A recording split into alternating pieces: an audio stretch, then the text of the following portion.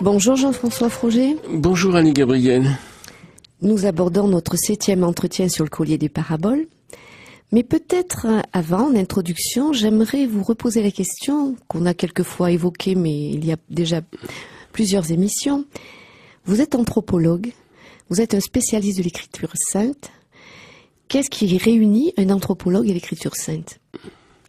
Eh bien, l'intérêt précis pour l'anthropologie, c'est de voir soit l'anthropologie sociale ou l'anthropologie ethnique, soit une anthropologie philosophique qui cherche, par exemple, les constantes dans l'humanité. Et à ce moment-là, on va voir les traditions, même les plus anciennes, pas simplement les peuples actuels, ou les peuples reculés, comme on fait en ethnographie. Là, l'anthropologie devient plus théorique d'une certaine façon, mais elle doit s'informer aussi des traditions de l'histoire. Donc, en gros, des traditions religieuses, parce que toutes les histoires humaines un peu anciennes sont liées à des religions. Et donc, l'intérêt pour la Bible est immédiat, parce que c'est une des grandes traditions humaines, avant même d'être le fondement de la foi du judaïsme et du christianisme. Et donc, s'intéresser à l'anthropologie, il me paraît inévitable d'avoir une bonne connaissance de la Bible, parce que ça parle beaucoup de l'homme, évidemment. Il y a un psaume que vous connaissez certainement, psaume 8, qui dit « Qu'est-ce que l'homme pour que tu en prennes souci ?» Voilà. Alors, à peine l'as-tu fait moindre qu'un Dieu, etc. Alors, la question, c'est intéressant de voir que des anciens, donc les psaumes qui remontent à l'époque de David, se posaient déjà la question en posant la question à Dieu. Donc, c'est très très intéressant d'aller examiner donc la tradition biblique elle-même d'un point de vue anthropologique. Ce que j'ai fait pendant de nombreuses années. Et aujourd'hui, dans notre temps, l'intérêt est toujours évident. Plus que jamais, parce que on peut discerner non seulement une tradition particulière, mais des structures anthropologiques et logiques, ça c'est un peu nouveau, tout à fait pertinentes dans la tradition biblique, qu'on dit inspirée. Alors personnellement, je le crois aussi. C'est pas le travail de l'anthropologue de dire que c'est un texte inspiré. Cependant, il y a des caractéristiques très spécifiques de ce texte qui montrent comment joue l'inspiration. Parce que l'inspiration se trouve évidemment dans toutes les traditions aussi. Du moins, c'est ce qu'elles prétendent. Voilà, alors merci pour ce petit éclairage particulier. Donc nous continuons dans ce 7e entretien à égrener le collier des paraboles du royaume. Je rappelle pour les auditeurs que les colliers sont des assemblages utilisés dans le style oral. On peut comparer le collier des paraboles du royaume à un collier de perles, organisé et ordonné, dont on retrouve la trace bien sûr dans les évangiles écrits. Mais cette présentation en collier permettait aux apôtres une meilleure mémorisation et une meilleure compréhension. C'est ce que vous nous avez fait découvrir déjà au cours des 6 émissions précédentes. Car ainsi disposées, les paraboles s'éclairent les unes les autres. Donc nous quittons la parabole des maisons bâties sur le roc et sur le sable et nous ouvrons la perle suivante, la perle du collier, qui est cette fois la parabole des gamins sur la place du marché. Voilà. Alors bon, la constitution même du collier, c'est une affaire technique. Pourquoi elle se trouve là, on va pas trop s'apesantir sur ces questions techniques, mais sur la parabole elle-même, et d'ailleurs entrevoir qu'elle fait vraiment suite à la précédente. Alors cette parabole, si vous voulez, je vous la lis. Je crois qu'il faut commencer par là. À quoi comparerai-je les hommes de cette génération ? À quoi ressemblent-ils ? Ils ressemblent à des enfants assis sur une place de marché, et ils crient à leurs compagnons, et ils disent « Nous avons chanté pour vous, et vous n'avez pas dansé. Et nous nous sommes lamentés pour vous, et vous n'avez pas pleuré.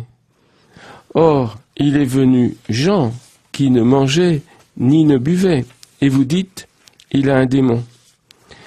Il est venu le Fils de l'homme, qui mange et qui boit, et vous dites, voilà un homme glouton et buveur de vin, et un ami des percepteurs et des pécheurs. Mais elle a été justifiée, la sagesse, par tous ses enfants.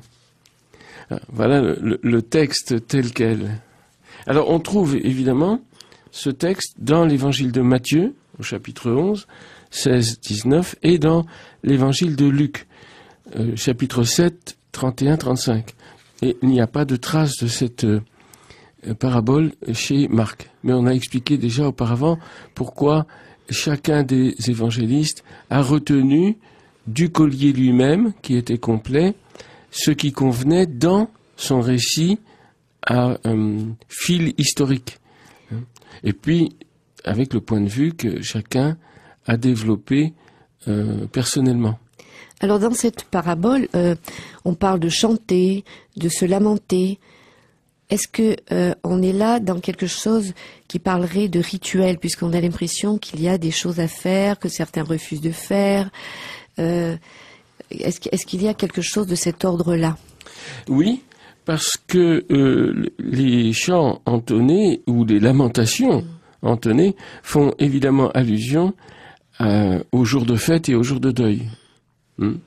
Et donc le contexte anthropologique, pour le coup, c'est bien la cérémonie rituelle, donc qui unit des gens socialement dans un acte religieux.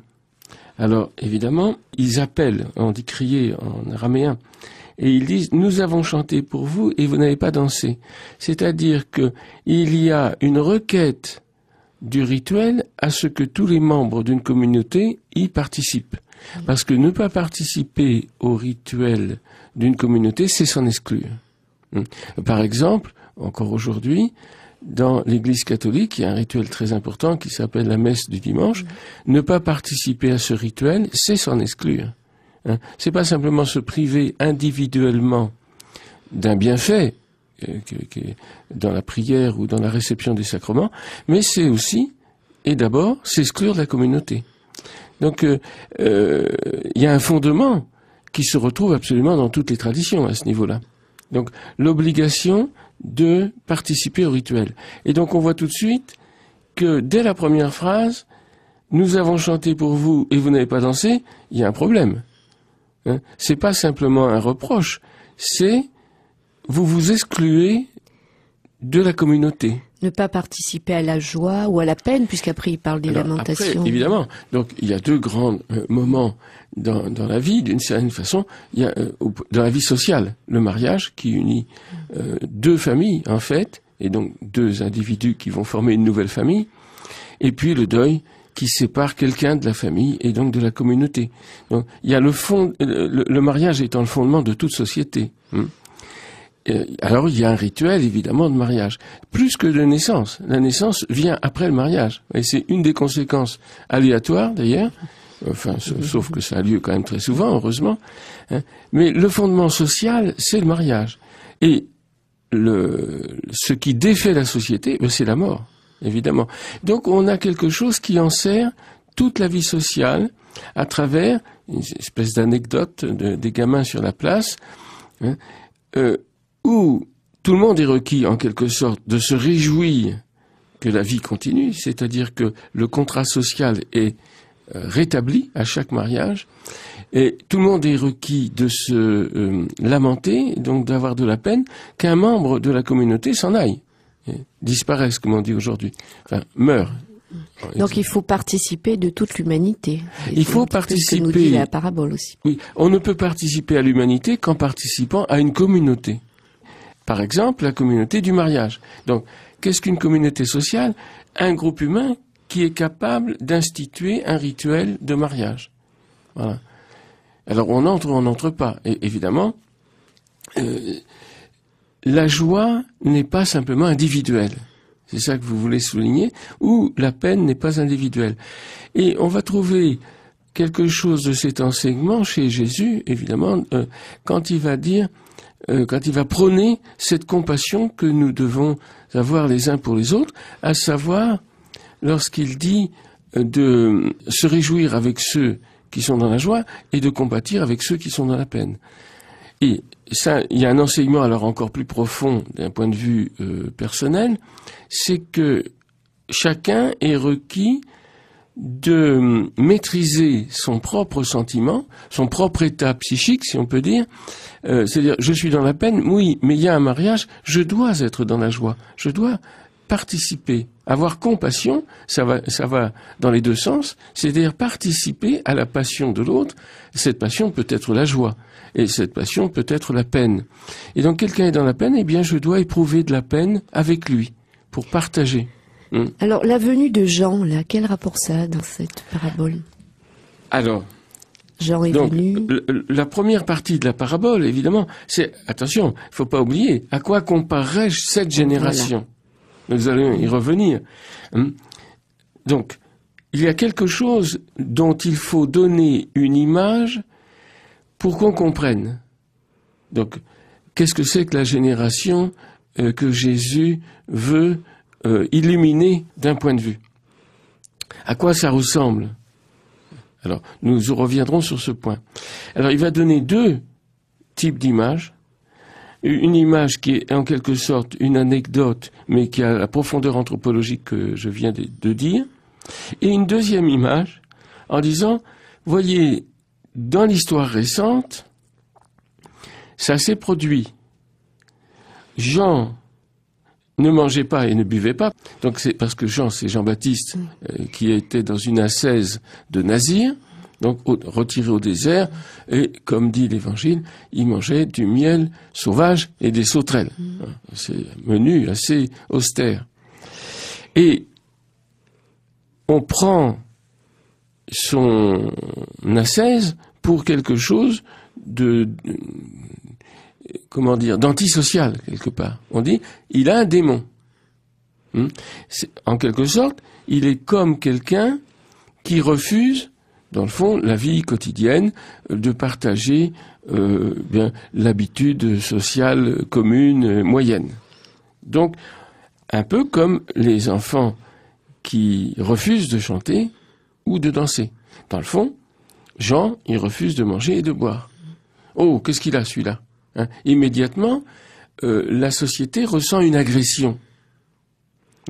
Quand quelqu'un ne fait pas comme tout le monde. Donc, parce que la pulsion sociale la plus profonde, c'est l'acte de conformité. Il faut être conforme. Bon. Pour des raisons très profondes, d'ailleurs. C'est pas simplement un défaut. Mais l'ascèse exige justement qu'on se sépare en partie de la vie quotidienne pour atteindre d'autres buts. Et évidemment, quand on ne comprend pas l'utilité d'une telle distanciation, la méchanceté, disons, commune, parce qu'elle est vraiment commune, c'est de stigmatiser l'original, là, qui ne mange pas, ne boit pas. Donc, on va dire, il a un démon. Donc, c'est une insulte, on dénigre son attitude. Alors, ce qui est intéressant, c'est que Jésus fait remarquer que ça va dans l'autre sens aussi. C'est-à-dire, le Fils de l'homme vient, lui, c'est pas un ascète, c'est un homme normal, ordinaire, il mange et il boit, mais la même dérision va se porter paradoxalement et contradictoirement. On va dire, c'est un glouton et un buveur de vin. Glouton. Alors, c'est une insulte aussi. Alors que tout le monde mange et boit, bien sûr. Mais, alors, qu'est-ce qu'il a qui fait que malgré, dans le fond, son caractère ordinaire, il mange et boit comme tout le monde, en fait. Alors, pourquoi on va porter ça à l'état de dérision? Mais parce qu'il y a tout de même une chose qui n'est pas ordinaire, qui le sépare, c'est qu'il est ami des percepteurs et des pécheurs. Alors, dans le contexte, évidemment, les percepteurs font un métier indigne. Surtout, oui, parce que lui, il est considéré comme un rabbi à ce moment-là, donc il ne devrait pas faire ça. Bien sûr, il parle de lui-même. Oui. Ah non, il ne devrait pas fréquenter un percepteur. Pourquoi? Parce que un percepteur qui travaille à ramasser de l'argent pour les Romains, là, donc pour l'occupant, est vilipendé, et puis un traître, enfin, et surtout un homme impur, parce qu'il fréquente des non-juifs. Donc, un juif ne doit pas fréquenter un non-juif, à cette époque-là en tout cas, sans contracter une souillure, dont il doit ensuite se purifier. Et donc, s'il fréquente, il est ami, c'est-à-dire qu'il fréquente un percepteur, comme Matthieu, par exemple, qui était, il se rend impur. Alors, impur à quoi? À la prière et au culte. Donc, c'est bien par rapport à un rituel. Et les pécheurs publics, les pécheurs, par exemple, une prostituée qui passe, si on lui dit bonjour, même de loin, on contracte une impureté, parce qu'on a un contact d'une certaine façon. Hein.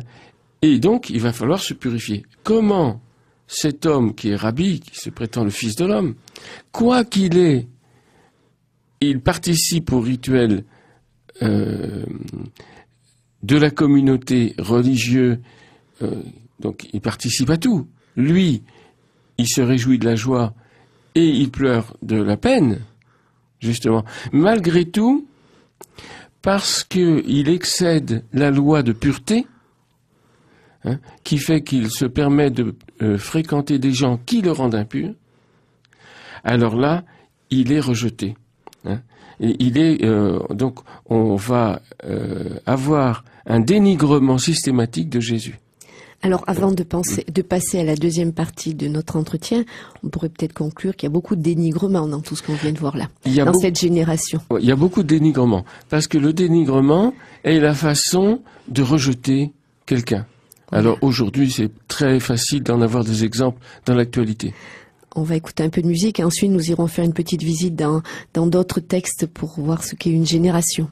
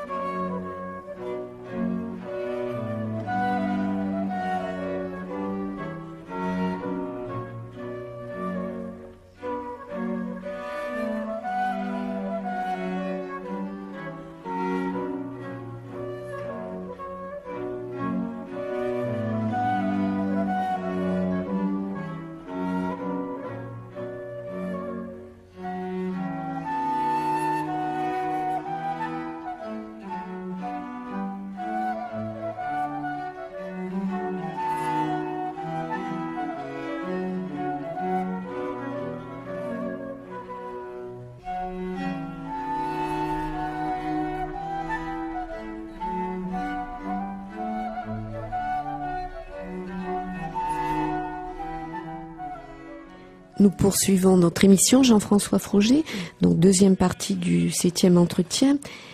Eh bien, nous allons peut-être faire comme à l'habitude, pour découvrir les paraboles, d'aller voir la matrice dans la Torah et de voir en fait, comme dit Jésus, à quoi comparerais-je les hommes de cette génération? Et on va faire pour cela un petit voyage à travers l'Écriture. Bien sûr, puisque il ne faut pas croire qu'on comprenne immédiatement les mots de l'Évangile sans les avoir référés à leur contexte naturel, qui est le contexte biblique. Et que tout le monde a dans la tête, évidemment, à l'époque de Jésus. Alors, qu'est-ce que c'est qu'une génération? Pour nous, c'est les contemporains. C'est simple. Cette génération, ce sont les gens qui sont contemporains, ou juste la génération passée, ce sont nos pères, nos grands-parents, etc. Or, ici, il ne s'agit pas du tout de cela. Alors, d'où un contresens formidable. À quoi comparerais-je cette génération? On imagine que Jésus parle de ses contemporains. Alors, de quoi parle-t-il? Bien, il suffit justement de faire ce voyage dans l'Écriture pour se rendre compte qu'il s'agit d'autre chose. Et je vous propose donc un petit voyage à travers la Torah, et en commençant par la Genèse. Et d'abord, pour avoir un point de vue divin, inspiré. Et Dieu dit à Noé, viens, toi et toute ta maison vers l'arche. Vous voyez, c'est dans l'épisode du déluge. car toi, je t'ai vu juste devant moi dans cette génération. Il est pris dans un contexte qui s'appelle une génération. Et lui, il est juste. Sous-entendu. Les autres ne le sont pas. Les autres ne le sont pas. Non. Il y a cette connotation. Et Noé fit comme tout ce que lui avait ordonné Dieu, ainsi il fit. Et un peu plus loin, donc, ce qui détonne par rapport à cette génération, c'est de faire ce que Dieu dit.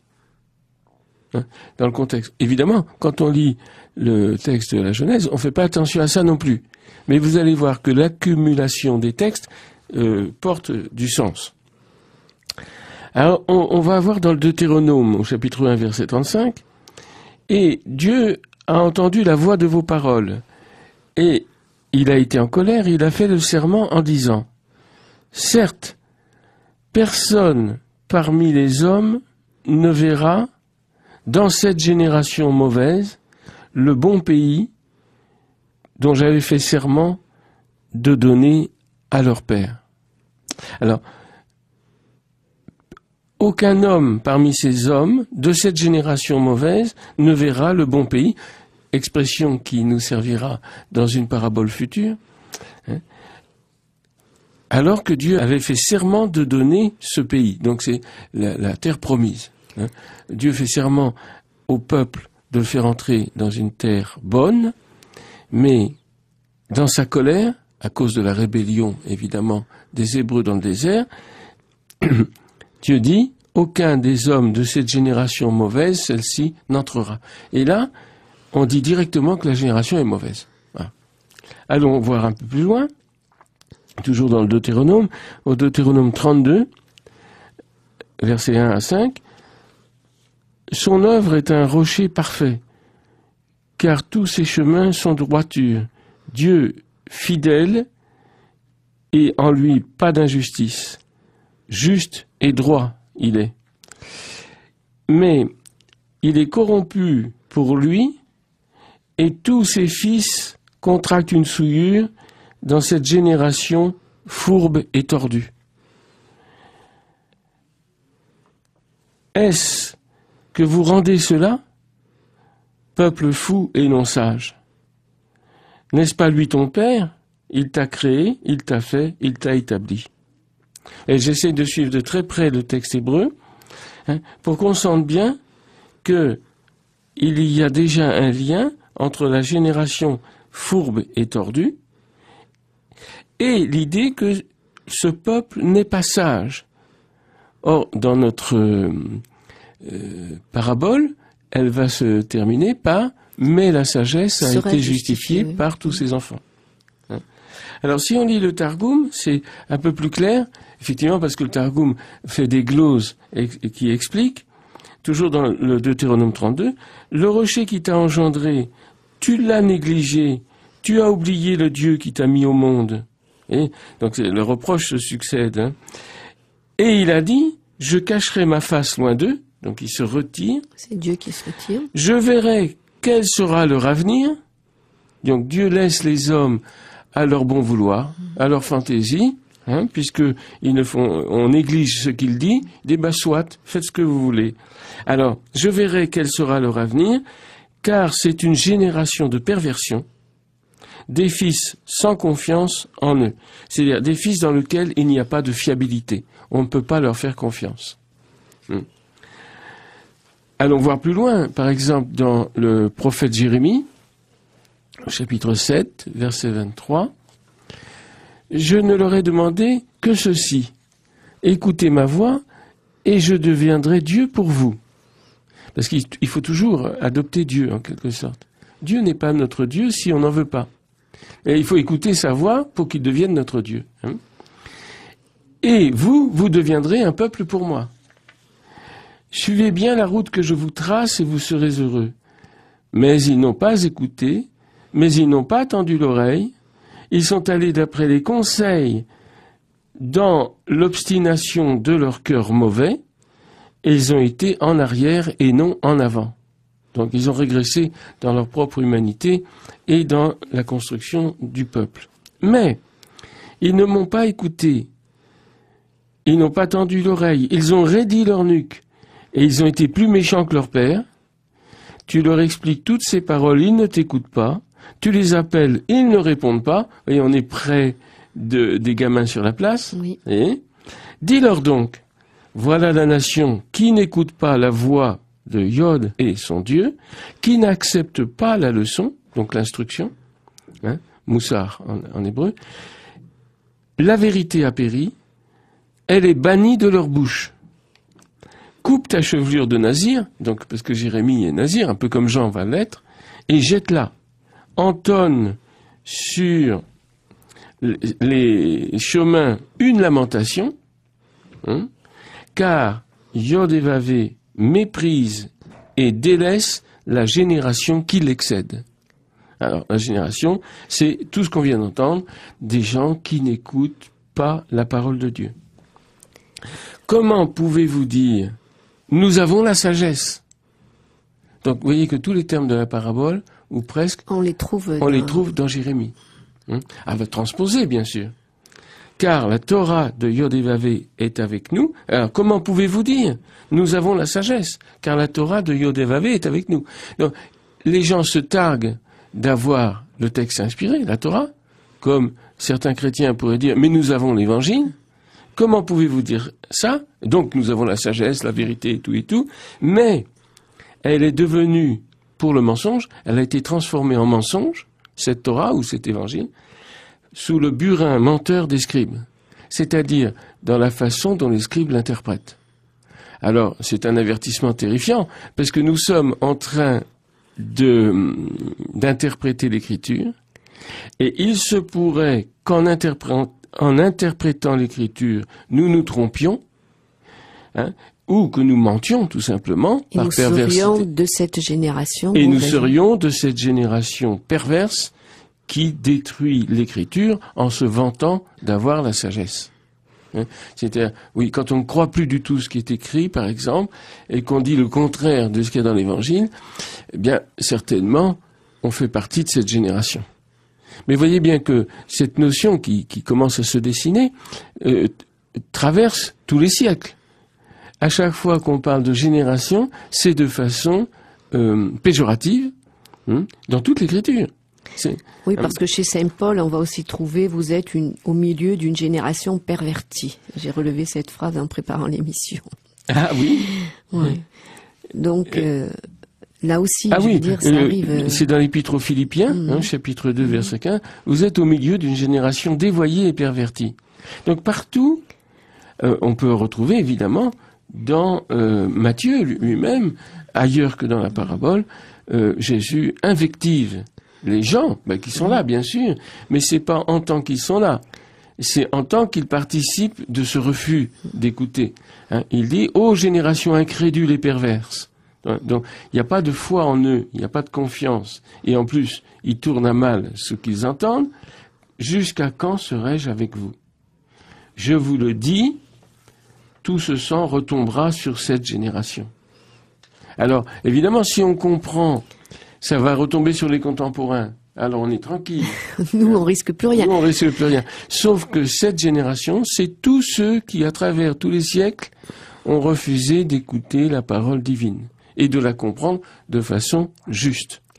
Alors, est-ce qu'on pourrait dire que le terme génération, tout au long de la Bible, est plutôt un terme qui indique quelque chose de mauvais, quoi, quelque chose qui n'est pas bon. Mais pourquoi? Alors, cette génération, c'est toujours pris en mauvaise part, en fait. Oui. Alors, à quoi comparerait cette génération? Sous-entendu, les hommes qui n'écoutent pas. Or, toutes les paraboles du royaume sont faites pour réhabiliter l'homme à l'écoute de la parole. Jésus sait très bien que nous sommes une génération perverse et incrédule, que nous n'arrivons pas à croire et qu'en plus on fait n'importe quoi. Ça, c'est vrai de tous les hommes de tous les temps. Alors, il y a quelques-uns qui s'efforcent d'être justes, mais ils ne trouvent pas la voie. Parce que pour trouver la voie de la justice, il faut qu'elle nous soit indiquée, parce que sinon notre esprit fabrique une idée de justice, mais qui est faussée d'avance, puisque c'est un homme perverti qui veut la justice. Donc il veut la justice, mais de façon pervertie. Donc vous voyez, quand on est dans la perversion et l'incrédulité, disons la surdité par rapport à la parole divine, même quand on veut le bien et le juste, on ne les trouve pas. Parce que c'est à partir de soi qu'on va fabriquer l'idée de justice. Alors beaucoup de gens aujourd'hui, par exemple, veulent la justice, mais ils la veulent à partir de leur révolte à eux, et de leur acrimonie, de leur propre méchanceté.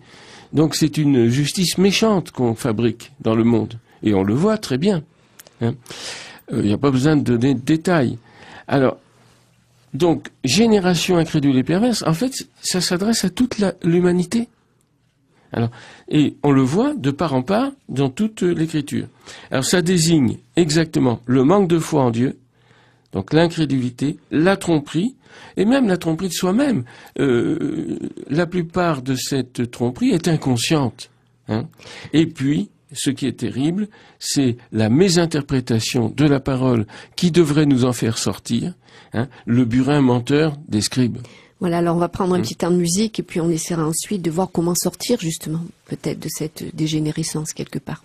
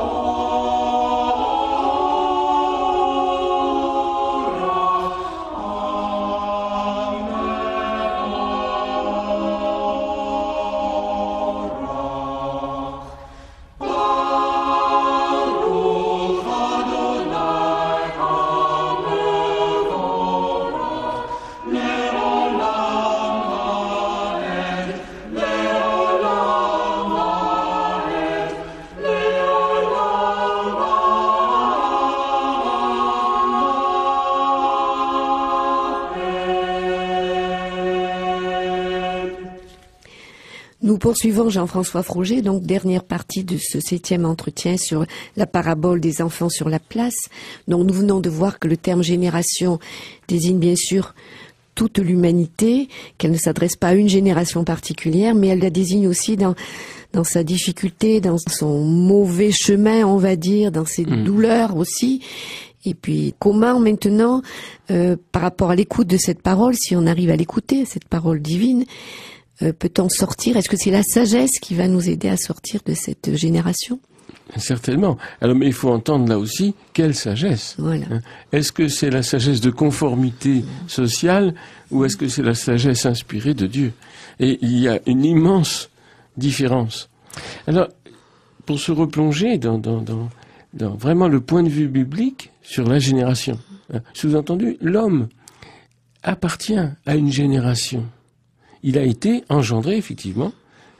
Nous sommes tous fils et filles de nos parents.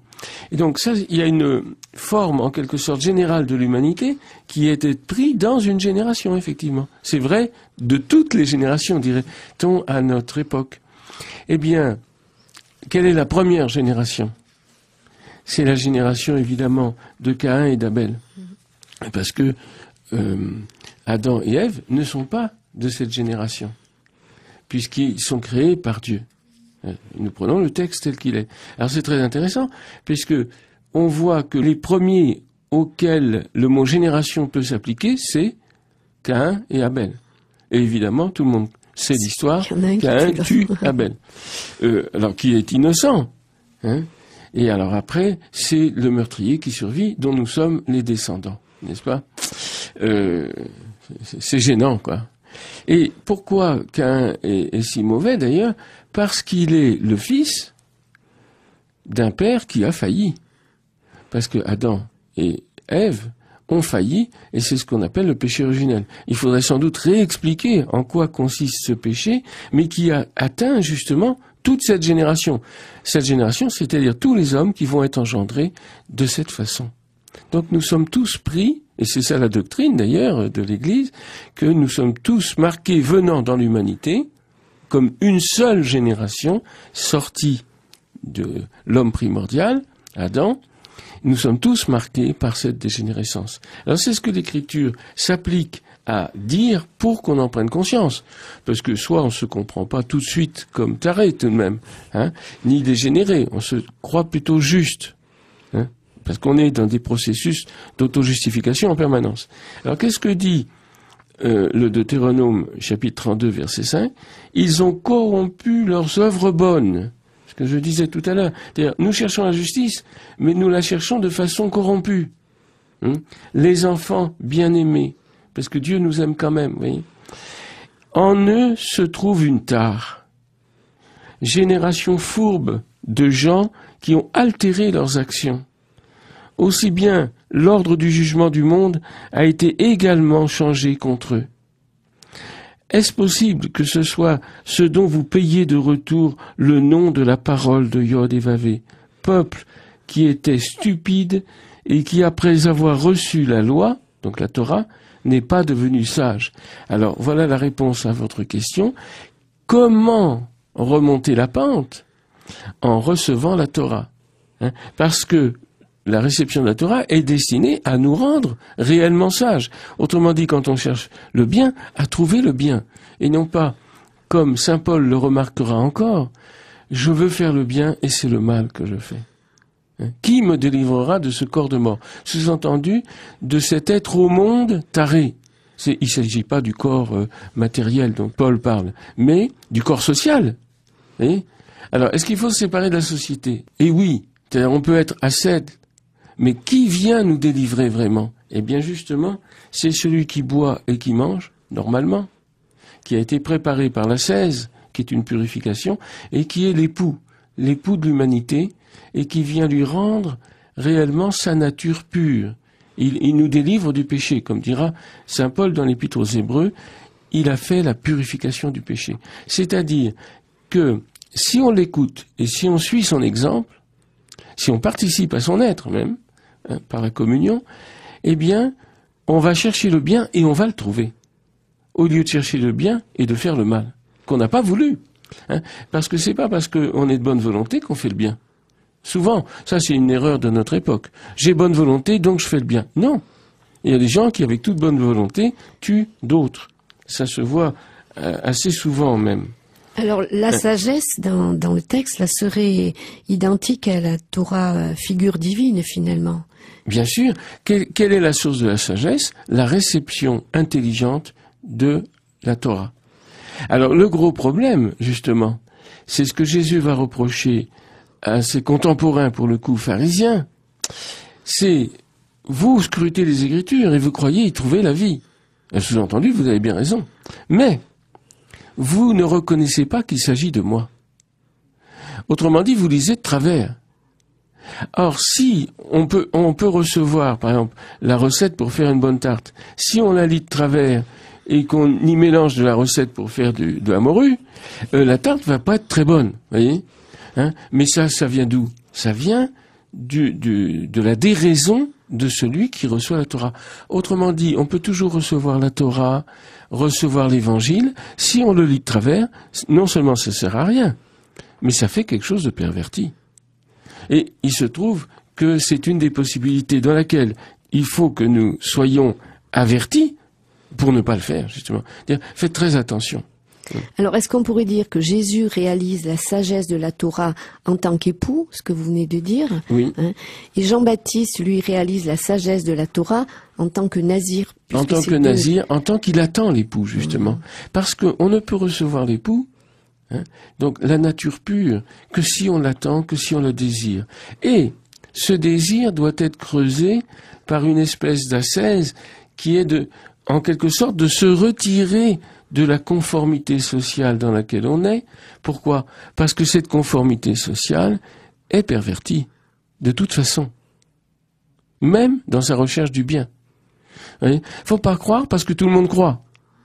Ou aujourd'hui, il faut pas être athée parce que tout le monde est athée. C'est stupide, tout ça. Il faut entrer dans la vérité de nos actes. Et pour ça demande alors de suivre un maître, le seul, l'unique, à notre avis, puisque nous sommes chrétiens, Jésus. Il est celui qui conduit vraiment son peuple à la sagesse. Mais évidemment, il a fallu franchir tout ce dénigrement qui est en nous par rapport à la purification. Comment? On n'a pas besoin d'être purifié, on est très bien. Hein. Et puis celui qui le fait, il est un peu fou. Hein, celui qui jeûne, enfin bon, à notre époque, est-ce qu'on va encore jeûner? Non. À notre époque, est-ce qu'on va passer jour et nuit à étudier l'Écriture? Il faut être un peu fou, n'est-ce pas? Eh bien, tout le monde a ça dans la tête, plus ou moins.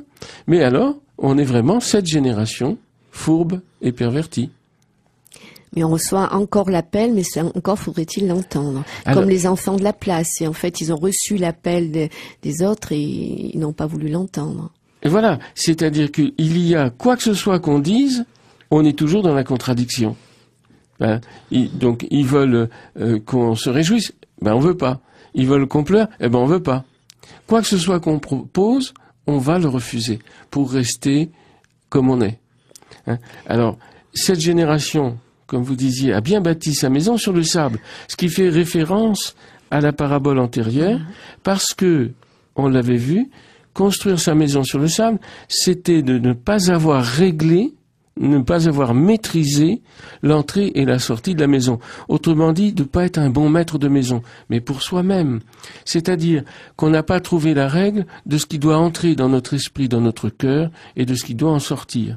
Hein, parce que si on croit n'importe quel ragot, n'importe quelle croyance bizarre, eh bien c'est qu'on ne sait pas régler ce qui rentre, ce qu'on doit croire, ce qu'on doit comprendre. Et ça, c'est le maître de maison intérieur, bien sûr, qui doit le faire. Et tout l'enseignement de Jésus consiste à nous réhabiliter comme maître de notre propre maison. Voyez ? Donc de ne pas être soumis à la mode, par exemple, à l'esprit du temps. Ben, l'esprit du temps, il change avec chaque génération, pour parler comme le monde moderne, mais il a toujours existé. Il y a toujours eu un esprit du temps. Et cet esprit du temps nous éloigne de la sagesse divine. Alors, si vous permettez, je conclus en disant, pour reprendre vos termes, cette génération a bien bâti sa maison sur le sable, sans sagesse, sans loi. On ne sait même pas ce qu'elle propose comme loi d'entrée ou de sortie, c'est ce que vous venez de dire. Hein. Oui. Et par contre, les enfants de la sagesse ont bâti la maison sur le rocher. Ils possèdent un critère de discernement. Et puis peut-être on va pouvoir montrer dans la parabole suivante qu'est-ce que c'est que faire la parole, puisque ça fait partie de ce qu'il y a à faire, puisqu'on nous a déjà dit ça dans d'autres paraboles. Bien sûr. Alors c'est là où on voit l'enchaînement des paraboles dans le collier, c'est que ça nous prépare à cette question capitale. Qu'est-ce que c'est qu'écouter correctement ? Voilà. Écouter sans déformer. Alors, à bientôt Jean-François Froger, merci. À bientôt Annie Gabriel.